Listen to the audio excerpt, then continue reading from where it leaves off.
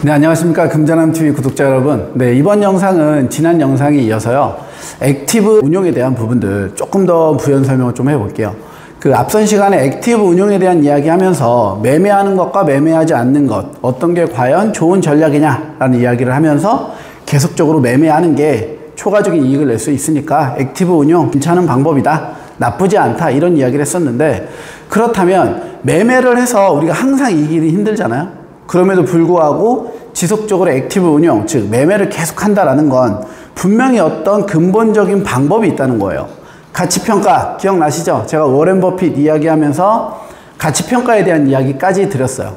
그렇다면 그 가치평가라는 게 도대체 구체적으로 뭐냐, 저평가된 종목을 찾아낸다라는 관점은 도대체 어떤 이야기냐, 요거에 대한 이야기 조금 더 해볼게요. 아주 쉬운 예를 통해서 한번 해볼까요? 우리가 일반적으로 어떤 주식이든 주식을 갖고 있는데요, 그 주식과 관련되어진 이슈가 생기는 거예요.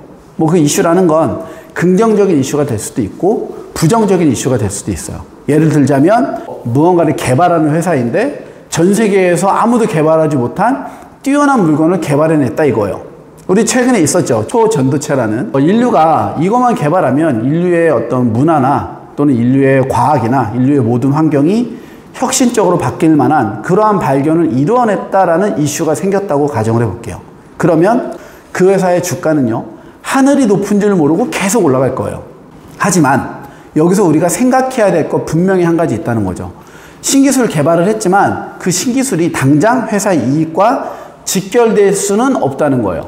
아무튼 그것들을 어떻게 가공하고 어떤 식으로 이용을 해서 얼마만큼의 이익을 낼 수 있는지, 또는 그 물질을 계속적으로 공급받기 위한 원재료의 수급은 어떤지, 이런 것들에 대한 면밀한 분석이 필요한데, 일단은 뉴스가 생겨나면, 시장에 이슈가 생겨나면 주가는 계속 뛰어 올라간다는 거예요. 그러니까 우리가 생각해야 되는 어떤 가이드라인을 예상치 않고요, 주가는 계속 올라가요. 이러한 걸 우리가 오버 리액션, 과잉 반응이라고 이야기를 해요. 바로 매매를 해야 되는 이유는요, 우리 사람은, 대부분의 인간은요, 우리가 철학에서 이야기하는 인간 말고 파이낸스, 금융에서 이야기하는 인간들은요, 인간은 대부분 다 비이성적이다 라고 생각을 해요. 그래서 우리가 보는 뭐 CAPM을 비롯한 뭐 완전시장이나 이런 되게 많은 재무 이론들이 있는데요, 그 이론에서는 한 가지 가정이 뭐냐면, 인간은 합리적으로 이성적으로 판단한다라는 걸 언제나 가정을 해요. 우리가 가정을 한다라는 건 현실은 그렇지 않다는 거죠. 이 영상을 지금 보고 계시는 분들도, 저도 마찬가지고, 누구나 다 우리가 이제 투자를 하거나 할 때는 이성적으로 판단이 잘 안 되잖아요. 이성이 마비되죠. 지금 저걸 안 사면 나 혼자 거지가 되는 것 같고, 나 혼자 왠지 돈을 못 벌 것 같은 두려움에 이제 투자를 했다가 실패하는 거니까, 그러한 인간의 비이성적인 행위 때문에 달리는 말이 지금 절벽 앞으로 뛰어가고 있어도 말의 속도가 줄지 않는다면 올라타보고 싶다는 거예요. 왜? 절벽 앞에서 내리면 되지. 나는 절벽 앞에서는 내릴 수 있을 거다라는 생각을 하니까.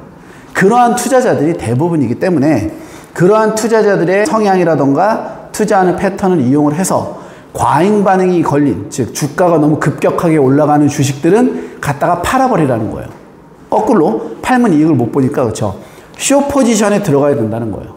즉 가격이 하락했을 때 이익을 볼 수 있는 숏 포지션을 취하는 거예요. 또 반대로 생각을 해볼까요? A라는 회사가 운영을 잘 하다가 갑자기 소문이 돌아요. 야, 이 회사 부도난대. 그래서 왜 부도나는지 근원지를 찾아보니까 이달 말에 돌아오는 단기 채권 어음이 만기가 이달 말인데 회사가 갖고 있는 자본 대비 이 만기를 채워줄 가능성이 낮아요. 예를 들면 뭐 500억을 준비해야 되는데 회사가 갖고 있는 돈은 350억밖에 없더라. 그러면 지금 150억이 부족하니까 당장 이거 못 메꾸면 부도나는 거잖아요. 이런 이슈가 돌면 회사의 주가는 끝도 없이 떨어진다는 거예요.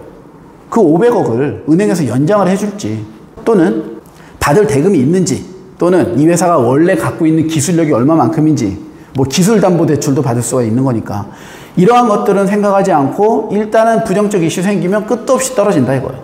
그러면 이제 그렇게 원래 갖고 있었던 내재 가격보다 저평가된 주식들은 매수를 해야 되겠죠. 이게 바로 가치평가의 핵심이에요. 이러면서 제가 어떤 얘기도 했어요? 떨어지는데, 떨어질 줄 알고 샀는데 이게 1층이라고 생각하고 전재산을 올인했더니 지하 1층이 있더라 이거예요. 그래서 지하 1층이면 이제 지하실이니까 2보다 밑에는 없겠지. 이제 대출까지 받아서 샀더니만 지하 2층도 있더라 이거예요. 그러니까 우리는 바닥이라고 생각하고 계속 들어가지만 더 낮은 바닥이 있기 때문에 뭐 해라? 그렇죠.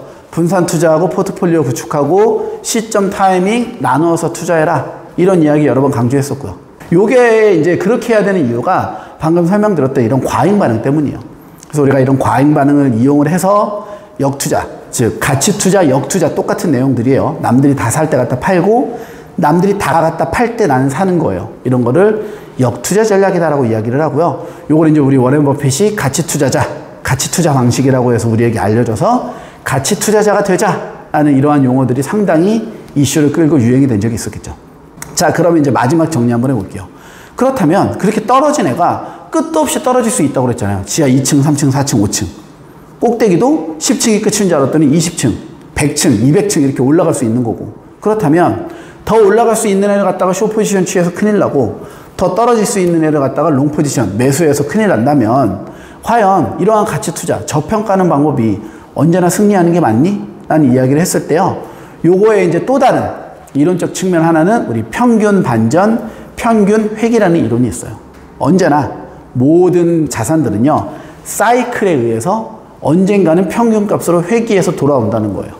즉 주가가 너무 많이 과잉 상승을 하면 떨어져서 원래 가져야 될 내재 가치로 떨어지는 거고 너무 급락을 했을 때도 반등을 해서 다시 올라가 갖고 원래 유지해야 되는 주가 수준, 평균 수준으로 회귀할 가능성이 크다라는 이 평균 회귀, 평균 반전이라는 이러한 이론을 바탕으로 우리는 가치 투자를 한다라고 생각하시면 될 것 같아요. 일반적으로 이제 주식 투자라던가 이제 금융에 대한 지식을 알고 싶으신 분들도 우리 과잉 반응이나 평균 반전에 대한 내용들은요, 이제 우리가 액티브한 운용자라면 당연히 알아야 될 용어들이고요. 자격증을 준비하시는 분들도 우리가 액티브 운용의 이론적 근거는요, 과잉 반응과 평균 반전, 평균 회귀 이러한 현상으로 인해서 우리가 이 액티브 운용을 하고 있다라는 거는 자격증이나 실무적인 부분들이나 둘 다 알아야 되는 이론적 배경이 되는 것 같아요. 앞선 영상에서는 액티브 운용 이야기하면서 떨어지면 계속 사, 떨어지면 또 사고, 오르면 팔아, 또 오르면 또 팔고 이렇게 이야기했었는데 그렇게 되는 이론적 배경들이 이런 게 있었다 정도 아시면 될 것 같네요. 자, 그럼 이번 영상도 여기서 마무리를 하고요. 다음 영상에서는요. 이제 더 이상 액티브한 게 좋은 건 아니야. 제가 원래 패시브에 대한 이야기를 하려고 했었는데 이번 영상에 액티브에 대한 부연 설명을 조금 했던 거거든요. 다음 영상에서는 진짜로 무조건 갖다 때려 사고 이런 거 말고 진짜 좋은 방법은 뭐지? 그렇죠? 적립식 펀드를 매달 나눠서 분산 투자해서 들어가면 어떠한 효과가 있는지 요거에 대한 이야기 조금 진행해 볼게요. 네, 이번 영상도 시청하시느냐고 고생 많으셨습니다. 감사합니다.